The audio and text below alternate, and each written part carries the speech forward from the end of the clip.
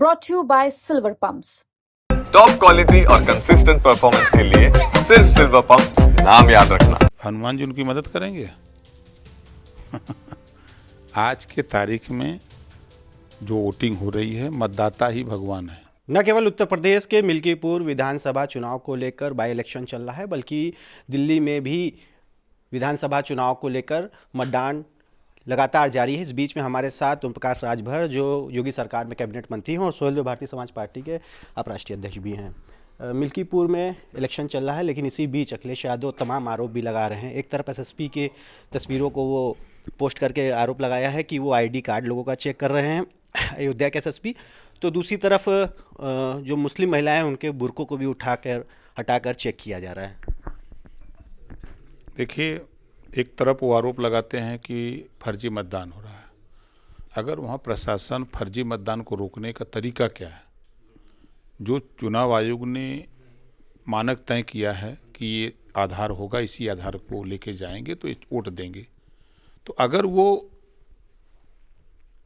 Certify होने के लिए चेकिंग कर रहे हैं तो बूथ पे तो नहीं जाके चेक कर रहे हैं, बूथ के अंदर बाहर, जो बूथ के अंदर वो लोग जाएं जो लोग मतदाता हैं। वो उपद्रवी लोग बूथ के अंदर न जाएं तो कौन सा गुनाह एसपी कर रहे हैं या दरोगा कर रहे हैं। लेकिन शायद चुनाव आयोग का कड़ा इसको लेकर निर्देश है कि कोई भी पुलिस का व्यक्ति इस तरह से आधा चेक नहीं कर सकता। आई कार्ड जो इसके लिए निर्धारित नियुक्त किए गए लोग हैं वही कर सकते हैं। तो वो तो बूथ के अंदर की बात है ना, बूथ के बाहर उपद्रवी घूमेंगे तो उसके वो छोड़ दें। चुनाव आयोग ये थोड़ा कहा है कि बूथ के बाहर लोग उपद्रवी लोग घूमें या उनकी जांच ना करो, बूथ पर वोट न डालने दे। पुलिस अधिकारियों पे धमकाने का आरोप लगाया ना, ऐसा कुछ नहीं, झूठ झपाट बोलते हैं साहब। ये हताशा और निराशा है, चुनाव हार रहे हैं इसी से बोल रहे हैं। अवधेश प्रसाद रो रहे हैं और हनुमान जी को याद कर रहे हैं। आज सुबह भी उनकी तस्वीरें चल रही हैं, क्या कहेंगे? हनुमान जी उनकी मदद करेंगे। आज के तारीख में जो वोटिंग हो रही है, मतदाता ही भगवान है, वही सब कुछ है। वो जिसको चाहेगा उसको एमएलए बना देगा, वो जिसको चाहेगा उसको चुनाव हरवा देगा। हनुमान जी वोट थोड़ा डालने जाएंगे वहाँ आज। समझ रहे हैं ना।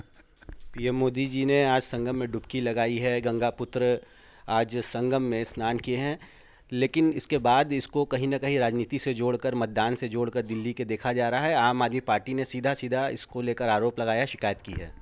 देखिए, लोगों के चश्मे अलग अलग हैं देखने के, उसी तरह सब चश्मे से अपने देख रहे हैं। कोई राजनीति में देख रहा है, कोई धर्म के साथ देख रहा है, कोई महाकुंभ में डुबकी लगा रहे हैं, आस्था के साथ जोड़ रहा है। सबका अलग अलग चश्मा है। आप एकदम खुले तौर पर बोलने वाले वक्ता के तौर पे भी जाने जाते हैं। लगातार संख्या की बात हो रही है, साधु सन्यासी भी बोल रहे हैं कुंभ में जितने लोग मरे उन आंकड़ों को छिपाया जा रहा है, क्या कहेंगे?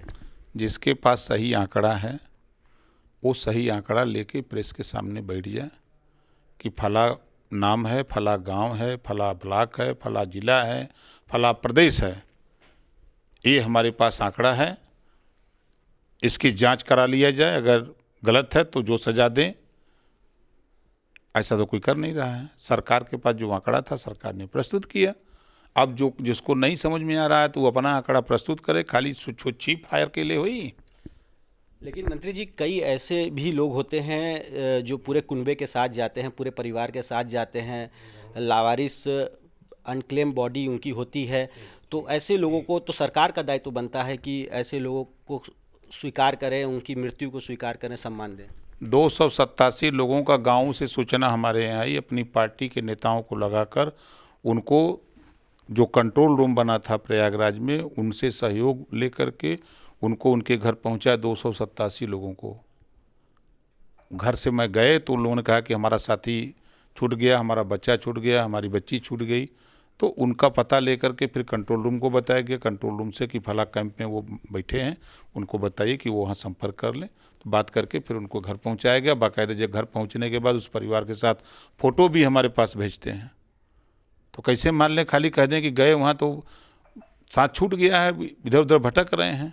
मिल जाएंगे बिल्कुल, जो आज भी मिल रहे हैं। क्या कहेंगे जो आरोप लगा रहे हैं उनके लिए, क्या कहेंगे? तो अगर उनके पास आंकड़ा हो तो प्रस्तुत करें, और आरोप का लगा रहे हैं। जया बच्चन क्यों कह रही हैं कि कुंभ का जो पानी है स्नान करने योग्य नहीं, उसमें लाशें बहाई गई हैं? अखिलेशो जी तो कहत रहना कि कुंभ में लोग पाप धोए जाते हैं, तो वो का करे गलना मिली है तो पूछिए। जया बच्चन भी कह रही हैं इस तरह की। अरे तो उनसे पूछिए कि तो वही लोग का करे जात हुआ नहाए, ये लोग से पूछे के चाहे ना। उत्तराखंड में यूसीसी लागू हो गया है, अब गुजरात में भी लागू होने की बारी है। क्या आप चाहते हैं उत्तर प्रदेश में भी हो? यूपी में भी लागू होगी, का बुरा है, सब सही है, लागू होगा ही, अभी देखिएगा ना।